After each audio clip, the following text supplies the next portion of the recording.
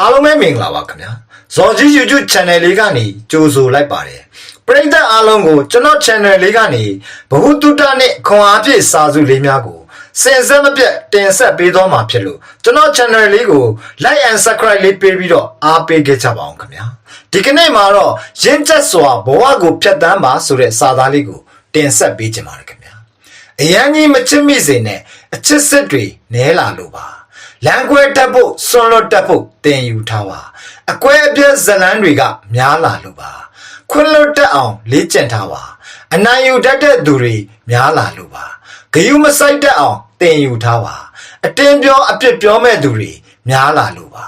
တက်နိုင်သလောက်ကျင်နာပါလူတွေကအတ္တတွေပိုကြီးလာကြပြီးကျင်နာမှုတွေနဲလာလို့ပါတက်နိုင်သလောက်ကူညီပါကဘာကြီးမှာအကူအညီမဲတဲ့သူတွေပိုများလာလို့ပါ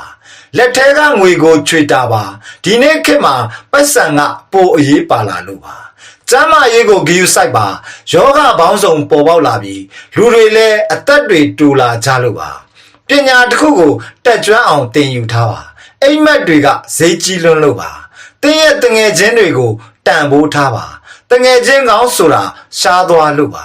တင်းဘေးကချစ်သူကိုတန်ဖိုးထားပါလက်တွဲပေါ်ကောင်းဆိုတာရှားသွားပါပြီ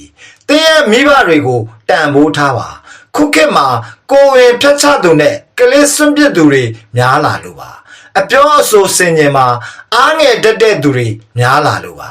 မင်းကျက်တဲ့သူတွေများလာတဲ့ကဘာကြီးမှာရင့်ကျက်အောင်တင်ယူပါအတတ်နိုင်ဆုံးဒေါသမဖြစ်အောင်နေပါဒေါသတွေနဲ့ပြည့်နေတဲ့ကျွန်တော်တို့ပတ်ဝန်းကျင်ကြီးအယုတ်ဆိုးလွန်းလို့ပါခင်ဗျာကျွန်တော်ကကိုငယ်ပါ